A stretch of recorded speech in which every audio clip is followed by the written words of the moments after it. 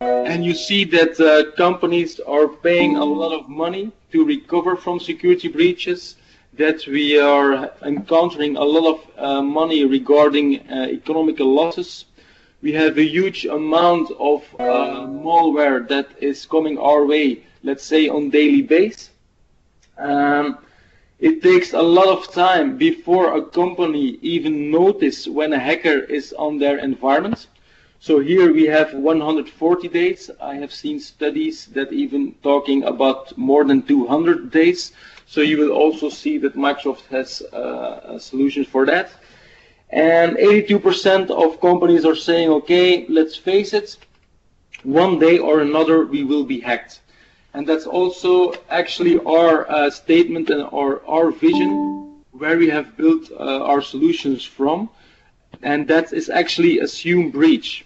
So be prepared, be proactive, and let's say that one day it will happen, so make sure that you are secured that day. In the modern world where we are living in, where mobility is also a hot topic, of course, Microsoft says, okay, we have 5 main questions. If you can answer positively these questions, you're probably on track for your data protection and by extension your GDPR policy. So first question is, do you know who is accessing your data? Can you grant access to your data based on risk in real time? Can you protect your data actually no matter where it is? Is it on a device that you know? Is it on a device that you don't know? Is it in the cloud? Is it in an email? Whatever. Can you quickly find and react to a breach? Can you classify your data on the fly? So if you can answer 5 times yes here, you're probably one of the happy few, let's say. So let's be clear, most of the market needs to say 5 times no on these questions here. Some can answer already a small yes, let's say, for a few of these questions. But it's clear that it's our ambition to help customers towards a yes. And does it need to happen within the 12 months that are coming now? Because GDPR will go live May 2018. Well, that's the ideal story, of course, but I can honestly say, certainly as I talk to the customers these days, and I see a lot of customers a week, I would be happy that 2 or 3 questions can be answered by yes, let's say, as from next year, because companies have still a huge challenge regarding data protection. So at a certain period of time, you need the technology to help you. Also, typically what we see is that IT is not in the driving seat for GDPR, let's say.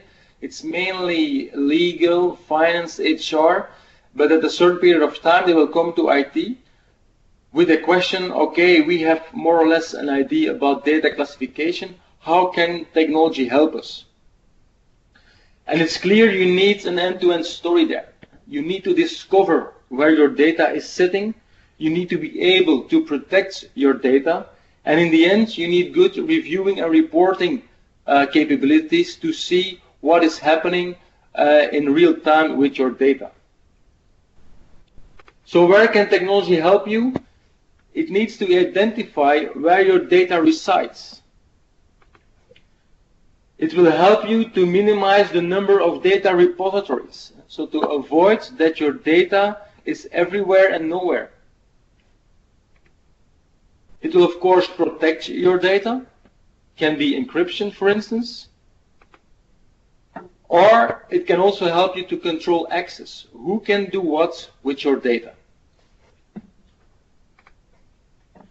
So as you need an end-to-end technology stack, Microsoft is coming with an end-to-end technology offering, of course. And we call this the Secure Productive Enterprise. So short SPE.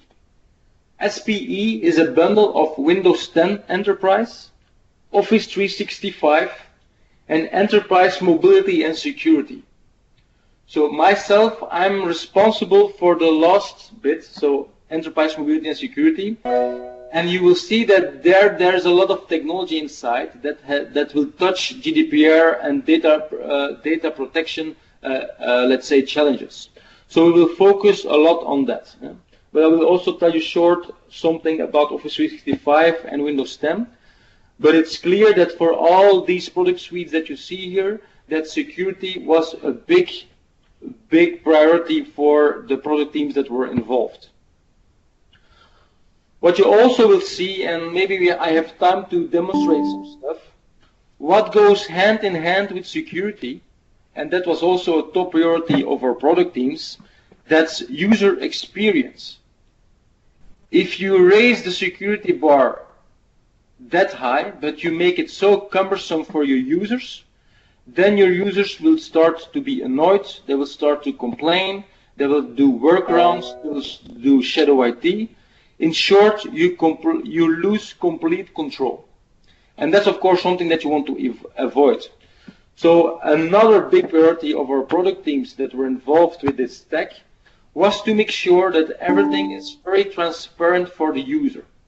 And this is also where we win a lot of compete these days, because our competitors have quite some impact on user experience. I will tell you more on that later on. So let's talk about enterprise mobility and security. So short EMS. So actually I have created a one-slider that explains the complete EMS story on one slide, and it makes it also very simple to understand. First of all, we have renamed the suite. So the S became security as from the 1st of October 2016, and that has of course a reason. I talk these days a lot with security officers, people that are working already a long time in security, and for them it can sometimes be odd to have Microsoft and security in one sentence, let's say. The reason for that is that in the past we left security a lot to our third-party partners, but let's say since a couple of years, 4 to 5 years, we focus a lot on security. The reason for that is that Microsoft is no longer a company that is selling Windows and Office, of course. Microsoft is becoming a cloud company with Office 365, with Azure and so on, which is the biggest cloud solution in the world, but also the most platform that is attacked by hackers. So we have to secure that, of course, on a very, very high standard, and out of that we make huge investments in security. And you will also see that coming up in our solutions. And EMS is one example for that. For instance, you will see here in the slide that we have done 3 acquisitions. Each company of that acquisition was leading in Gartner for their specialty. So we bought actually very interesting companies there and have integrated that into the EMS solution. Also, we have announced lately that we will invest $1 billion a year for the upcoming years in cybersecurity.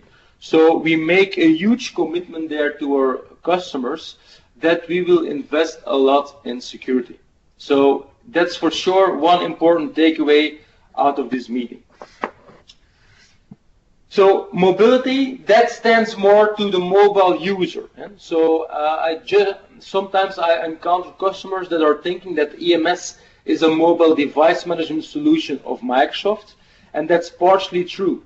You will see that mobile device management is part of EMS, but it's of course much, much more than that. So mobility is the mobile user. So that's why the vision still stands anywhere, anytime, any device.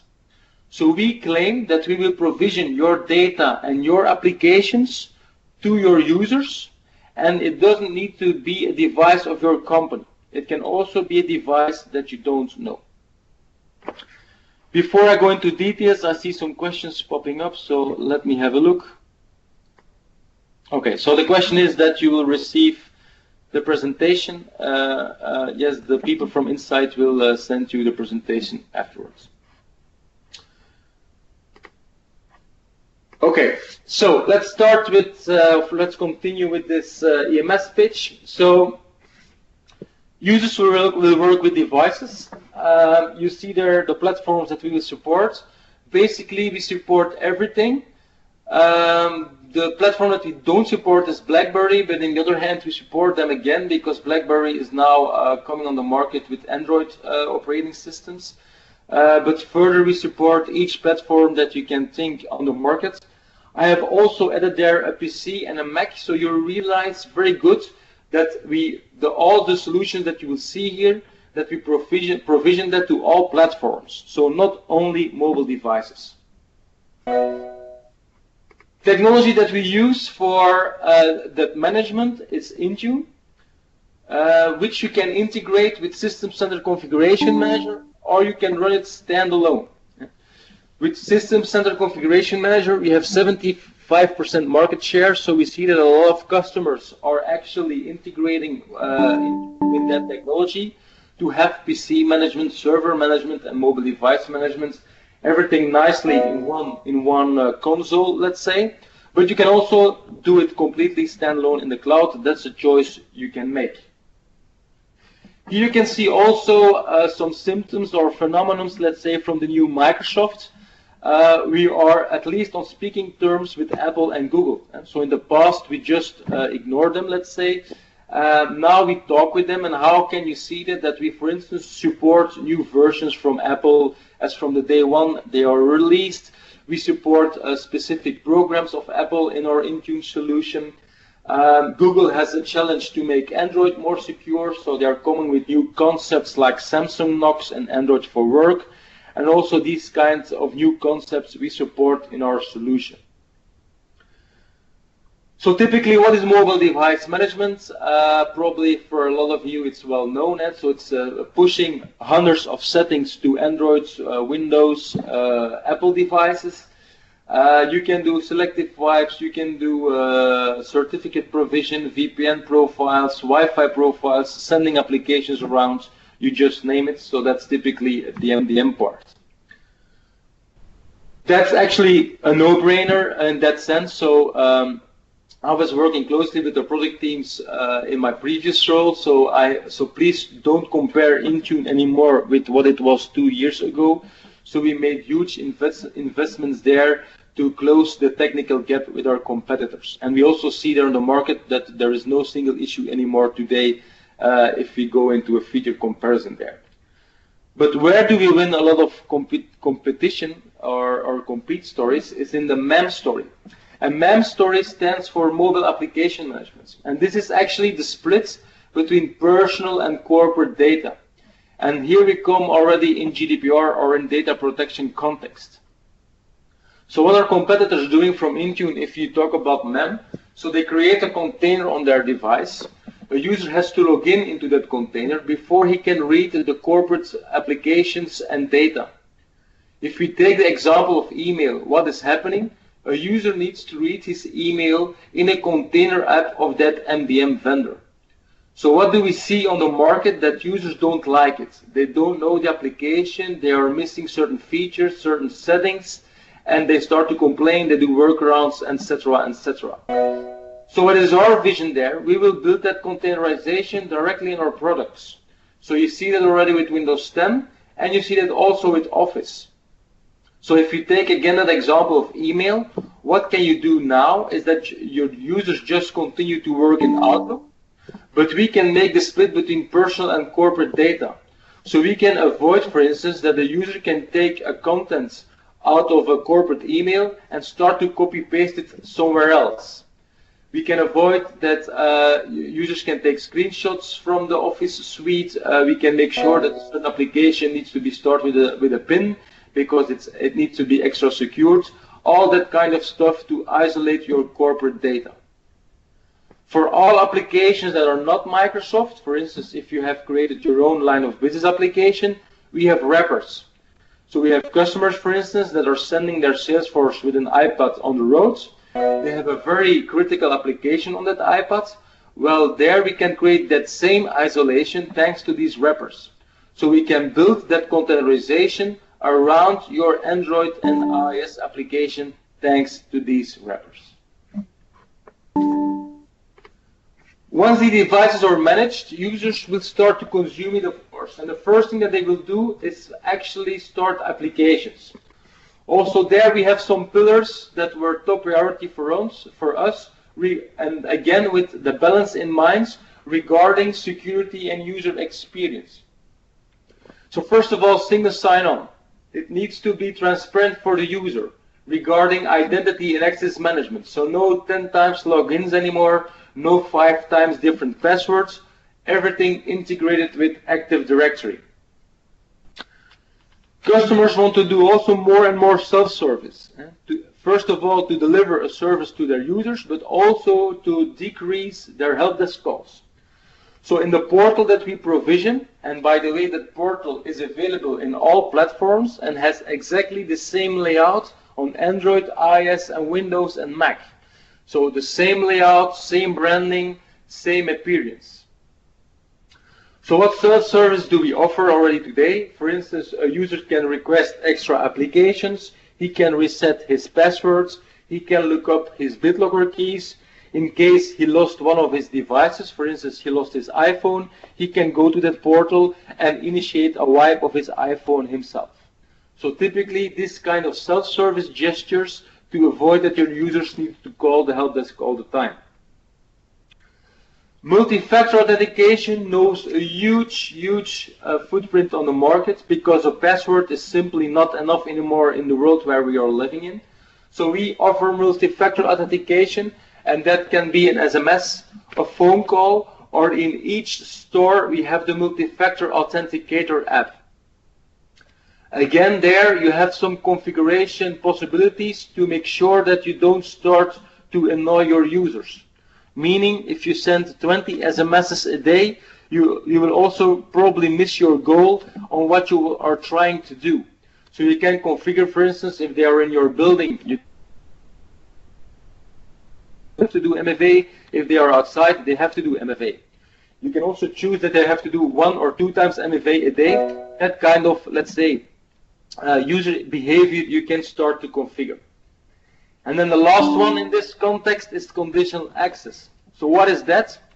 We will evaluate continuously your devices to make sure that they are healthy as soon they will access your data and your applications. Meaning, is your device not jailbreaked? Is it encrypted? Do you have a PIN? Do you have a password enabled? In case of Windows, is it patched correctly? In case of Android, for instance, don't you have any malware installed? If all these conditions are green, you are allowed to access your data and your applications.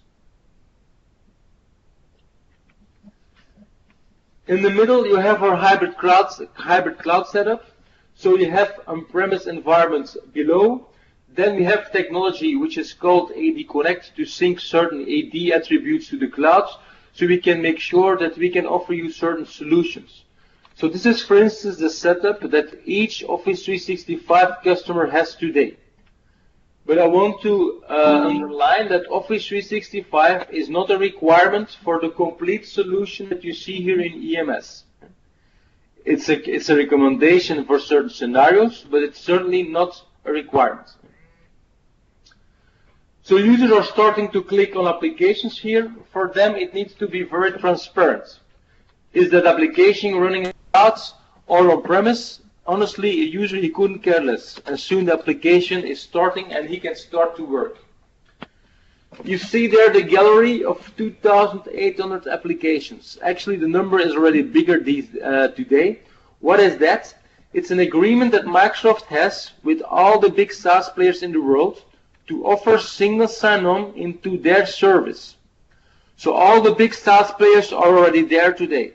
Salesforce, Workday, SAP, Google, Facebook, you name them, all these big guys are there.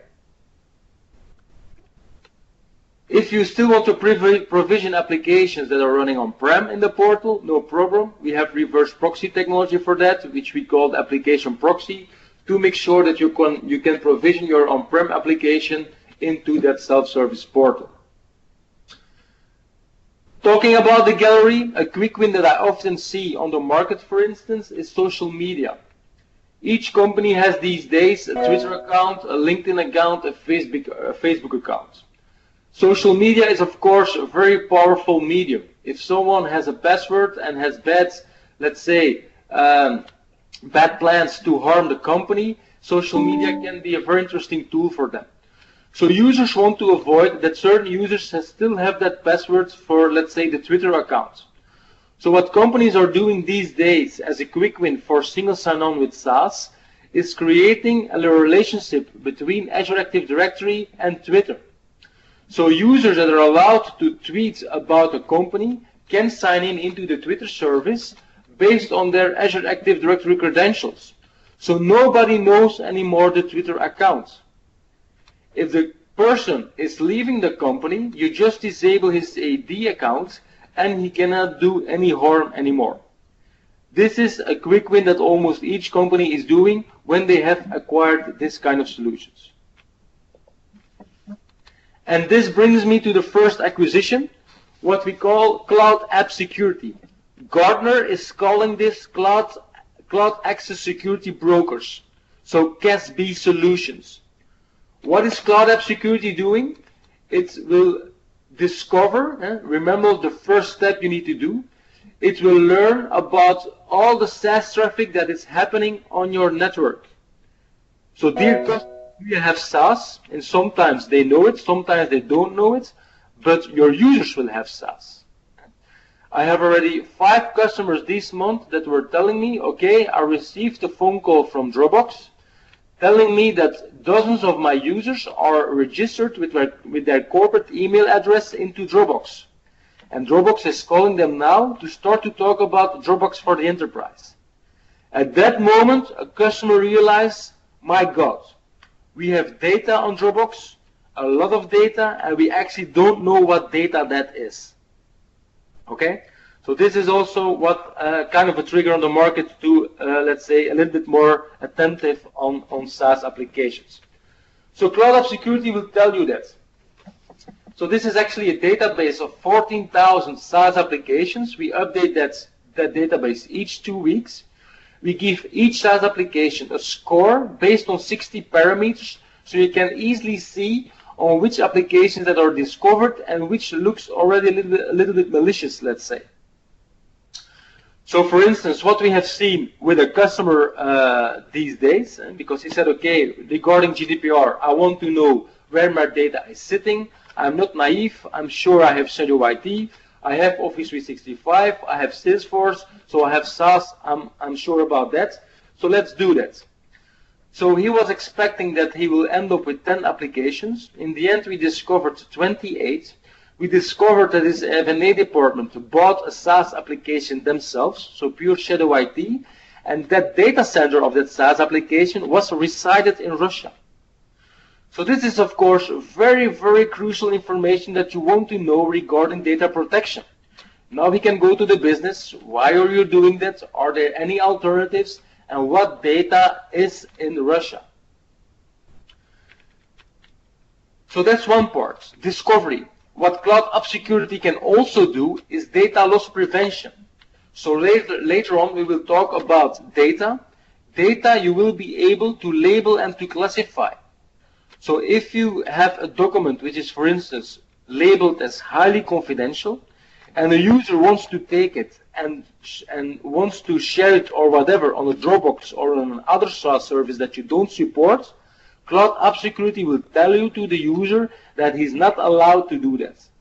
So here you keep control about your data repositories. Remember the second tile that I have showed you, to avoid and that you know where your data is sitting. So that's what we will do with data loss prevention.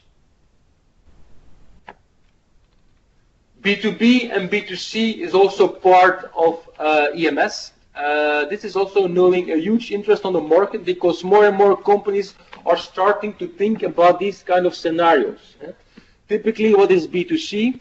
If you want to offer an application to your customers, let's say, that are a couple of thousands, or if you're lucky, even million customers, but of course you want to avoid that you have to account for each of all of these customers.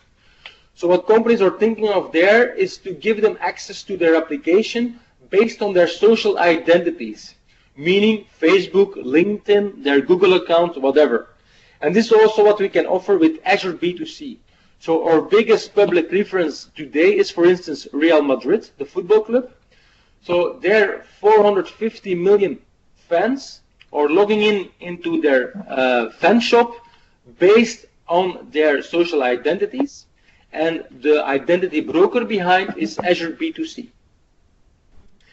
Azure B2B is in the same context, but more in a business context. For instance, if a company wants to share an application with his partners, so that's actually more or less the same that you can create there. Typically, you talk there about less users, so here you can still create your own accounts and make sure that you can give access to your users and your partners without complex federation concept and so on. So we have talked about devices and applications.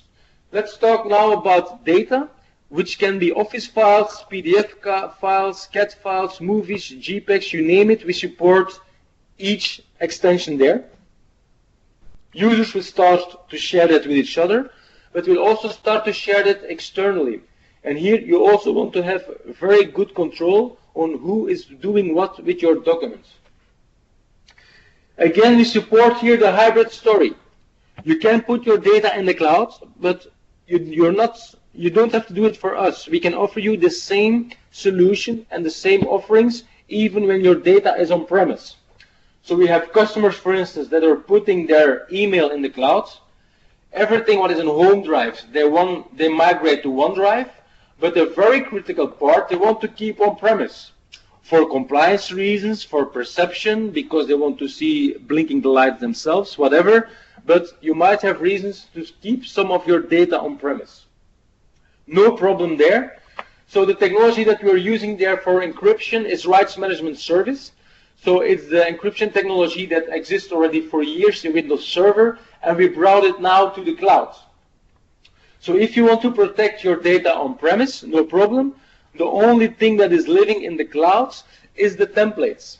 And through RMS connector technology, we download that template and apply that template to your data on premise. What you will do with your data on premise really depends on your data classification. Will you encrypt it, or will you label and classify it, or will you do both? That completely depends on the soft skill exercise that you need to make before you start to integrate technology, of course. And this is mainly the biggest hurdle that companies need to take. Configuring all this stuff is actually a couple of days' work. But the big work is to understand what data will be labeled as high classified, for instance. What data is confidential? What data is general? What data is public? How will we label it? Will we label it visibly? Or will we label it just with a label on the metadata of the document?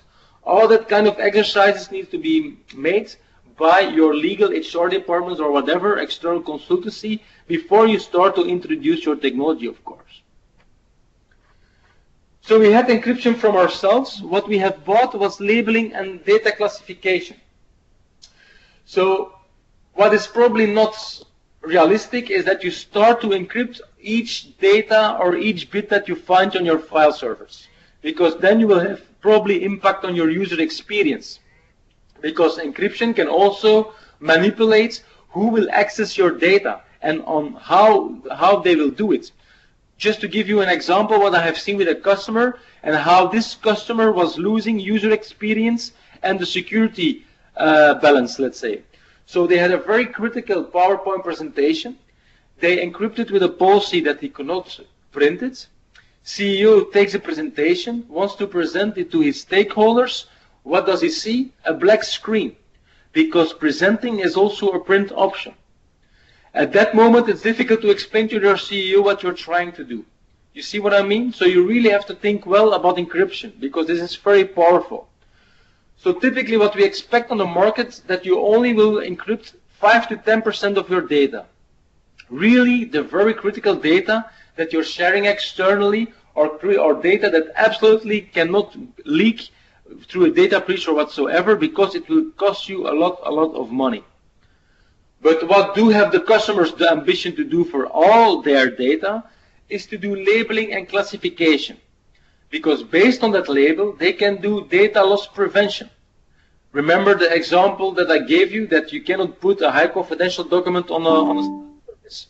Or if you try to email a high confidential document to someone externally, Office 365 or even Exchange on-prem will tell you, sorry man, you are not allowed to do that because you are now trying to email a very sensitive document to someone external.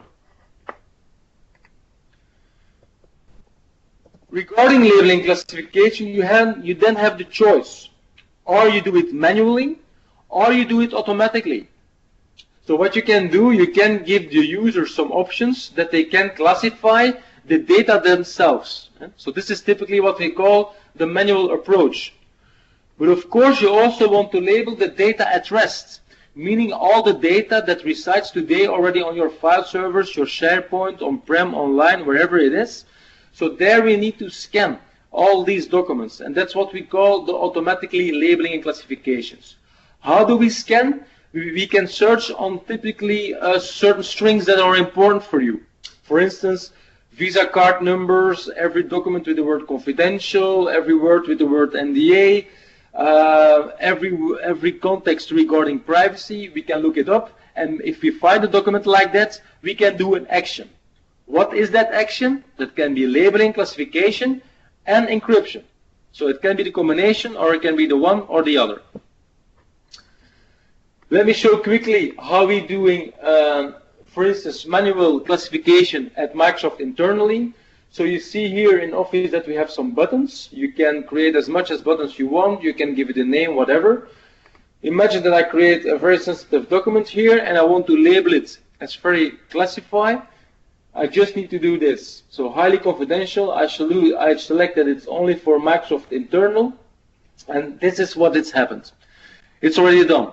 So with one simple mouse click. Now what happened on the background? You can see that we have a footer. So a visible classification. I had a customer that was losing one of, let's say, a process before in front of court, because he could not prove that his intellectual property was owned by him. He could avoid it by having a visible classification mark. For instance, that could be a watermark or a footer like you see here. You can also see that the document is now classified. And you can see that it's encrypted. You can see that only internal people of Microsoft can read this, just by one simple mouse click. So if I would now send this to you, you will not be able to read it. And if you look then into the properties of the documents, you can see that we have added into the metadata of the document the label, which makes sure that we can do data loss prevention on that document. So data loss prevention technologies can now pick this up, that this is a document labeled as sensitive and with the specific label highly confidential Microsoft FTE. Yeah, you see this here below. Okay.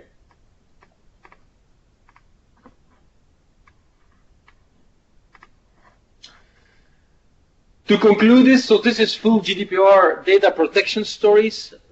I'm not going to say each customer, but let's say 90% of customers that are implementing this technology already, let's say in production, are customers that are losing already a lot of money because of data breaches.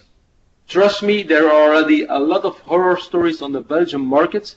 You don't hear them all the time because, of course, companies want to keep it inside.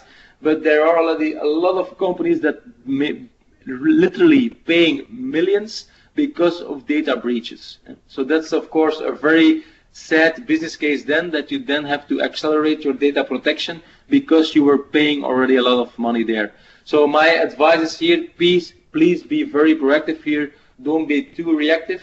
And of course, GDPR is there, a trigger on the market. So now companies start to look in that, let's say, in a more accelerated way.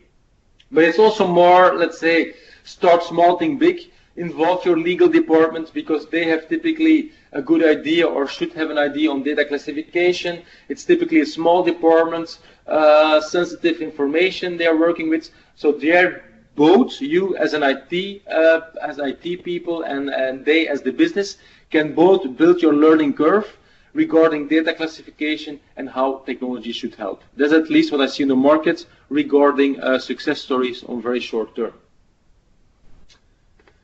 Identity protection and privileged identity management. So what is that? This is typically what we can offer out of the leverage of what we do in the cloud.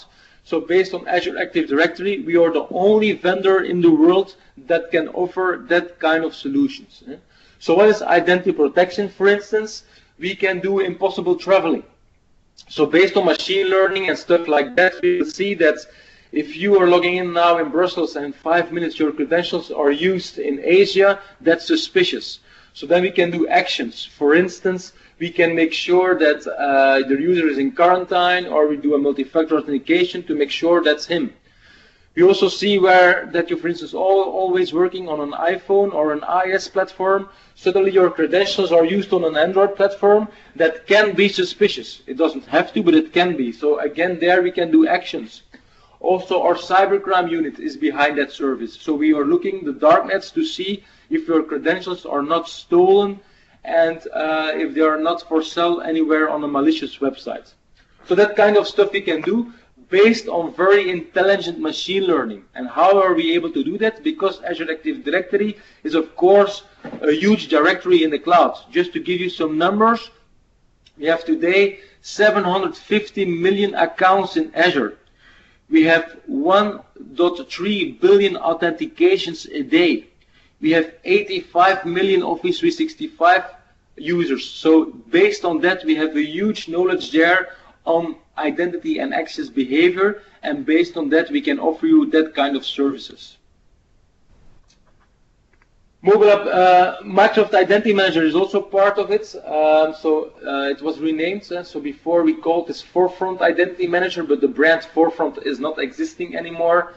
So short MIM, so MIM, which can help you also with your identity access management on-prem.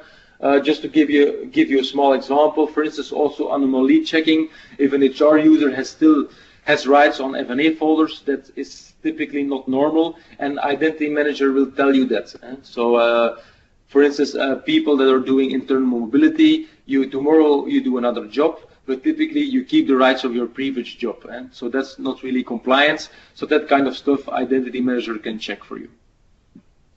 And then last but not least is Advanced Threat Analytics. So that's the last acquisition that we have done. This is a very, very popular technology on the market. A lot of companies are doing this because they can easily increase their security bar by implementing Advanced Threat Analytics. What is ATA doing? It's actually protecting your local Active Directory. So you see that companies are investing a lot in firewalls, but they are quite blind if a hacker is in their environment. Remember the 140 days as from in the beginning? So it takes always a lot of days before a company even notices that a hacker is on their environment. What is a hacker doing once they are in? They are actually attacking Active Directory, because there are all your passwords and accounts.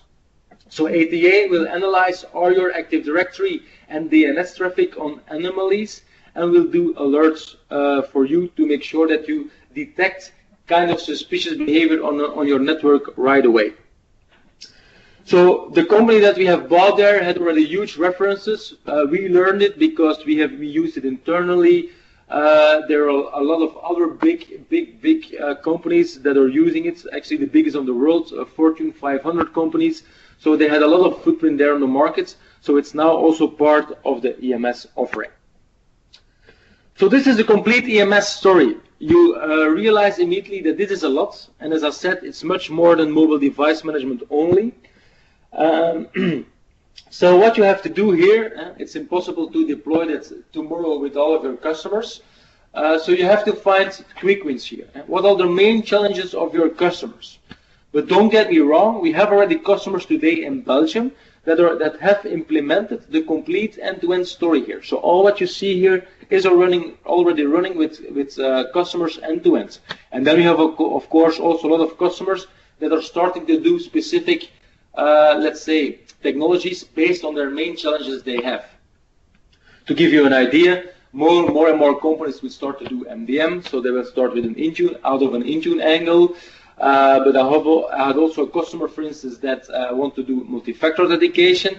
But typically Microsoft, you can buy it separately, but if you buy it in a bundle, it's also more interesting. So then he said, okay, if you buy it through a bundle, I have also advanced threat analytics. This is a no-brainer for me, so let's do that. And by the way, I have also 500 Android devices, so let's also manage them directly, because I have bought it now through the bundle in June as well. And this is, for instance, a typical example that I have seen from a customer that was actually increasing his security bar by that way, and it was even not his intention to do it, because his first challenge was MFA. So that's how fast it can go.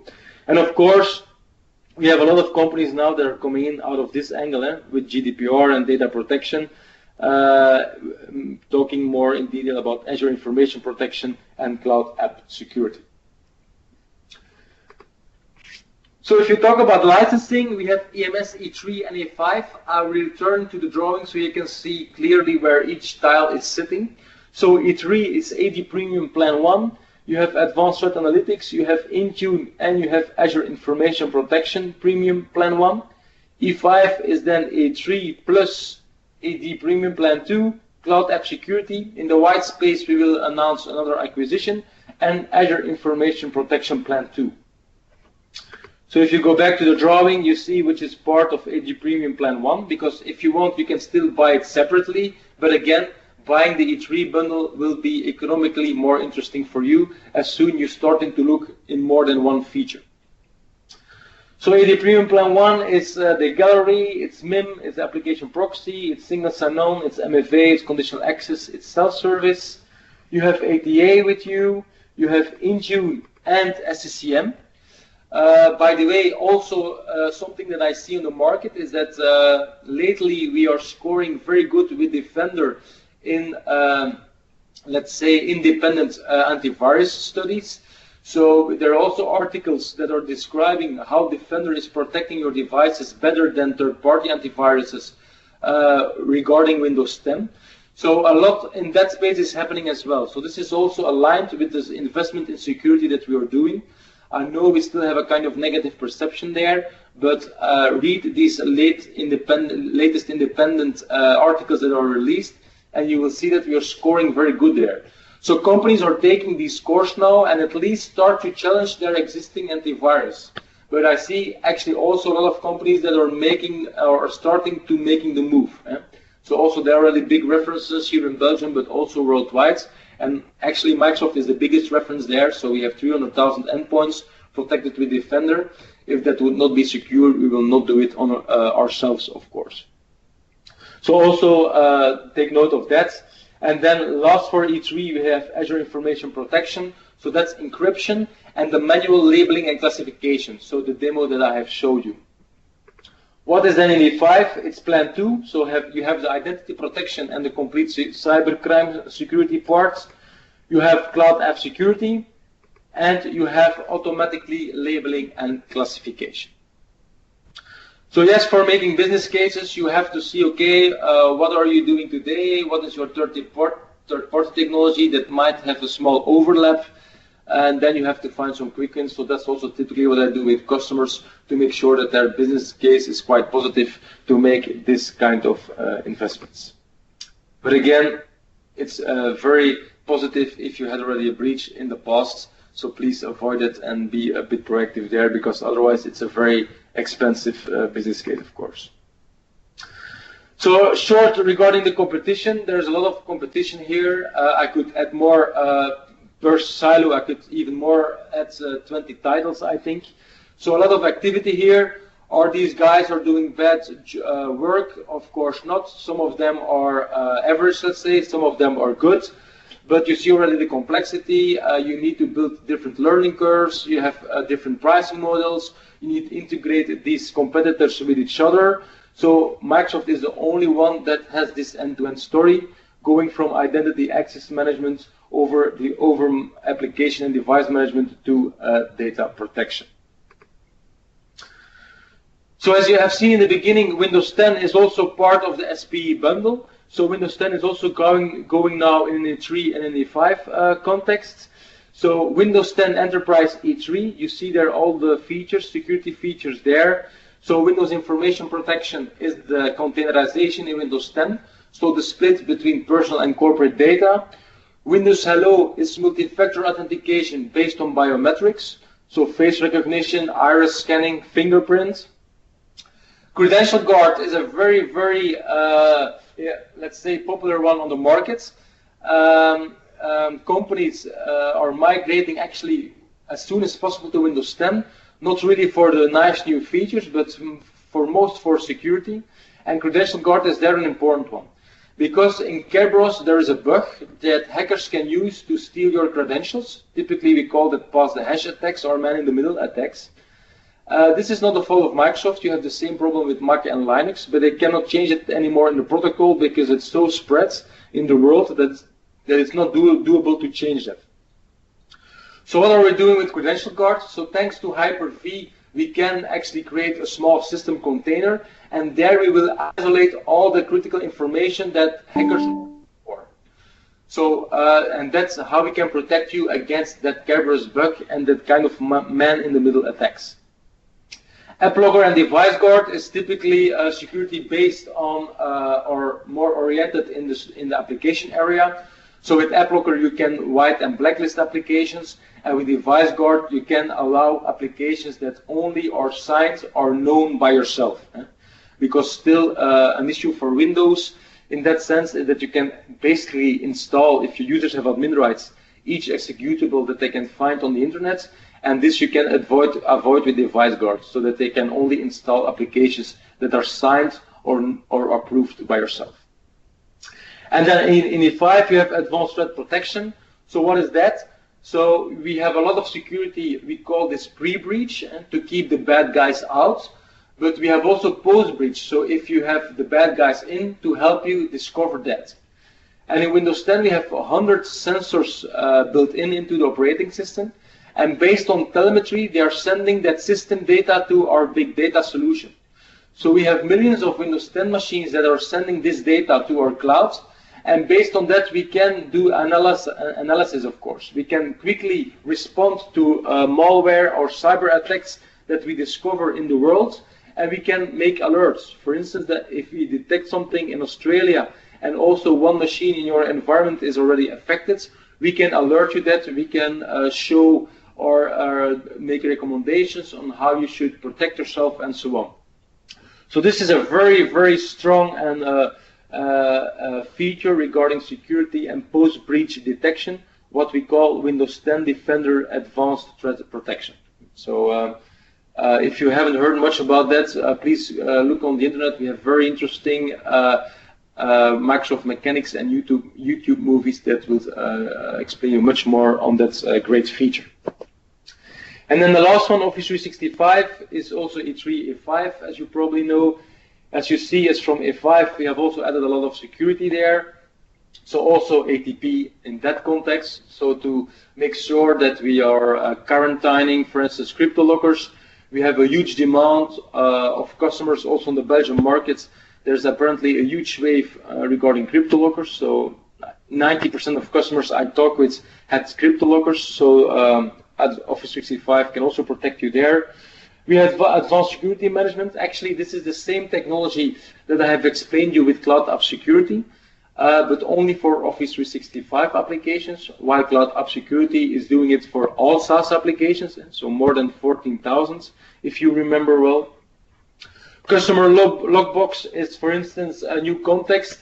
If you have a problem with your Office 365 environment, you can you now have a compliancy process to allow an engineer of Microsoft to your data. And sometimes certain financial institutions were asking this, so you have also now this available. And then advanced e-discovery. This will help you to find, for instance, you had a press leak and you want to check who has leaked it. If you want to look in your complete Office 365 environment, who has sent information about a certain context, shared it with other people internally or shared with external people, that kind of stuff you can do now with e-discovery. Of course, this is a very strong feature, Also, you have to be careful regarding privacy. So typically there is only 1 or 2 people in the environment that have the empowerment to do that. But sometimes customers were asking us this in kind of legal discussions. So that's why we have introduced also advanced e-discovery. So typically these are compliance team managers or data protection officers that are allowed to look into the directories to see if some suspicious behavior was happened amongst your users. Okay, so to conclude, you remember this slide. So you need an end-to-end solution, and then you can map all the technology that you have seen and that I have presented to you. So yes, Microsoft can bring you that complete end-to-end story. I hope you are convinced about that. And if you want to read more information on how Microsoft can help you with GDPR, just go to the URL there. There you can see again that complete end-to-end story from discovery over control to review on how we can help you, and based on all our technologies. So now I have mainly talked about data protection and in an enterprise mobility context, but we have also GDPR in SQL and in Azure context, of course, in Dynamics 365. So if you want to read more about that, just go to their websites. Okay? So with that, the presentation is ended. So I will open now for Q&A. If you have any questions, please unmute yourself, or you can type a question in the instant messaging, and I will try to answer it.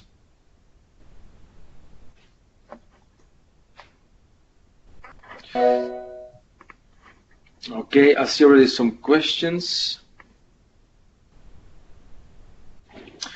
A question from Alain: how do I apply auto-classification on archive backup data?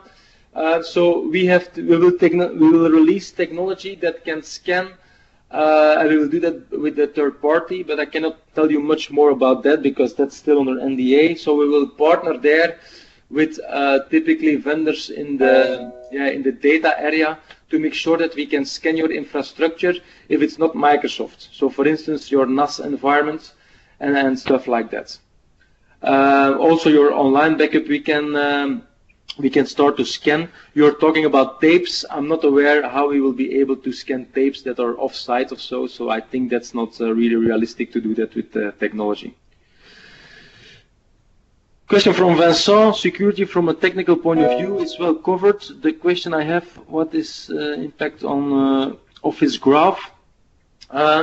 We will release more information on that, Vincent. I cannot disclose much more on that, but keep an eye on our blogs. We will release more on that in that context.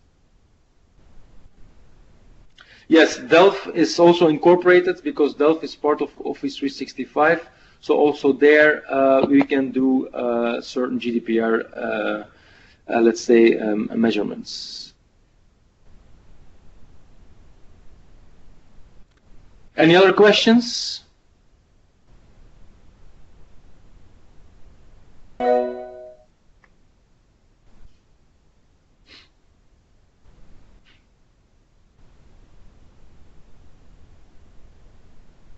Someone is typing.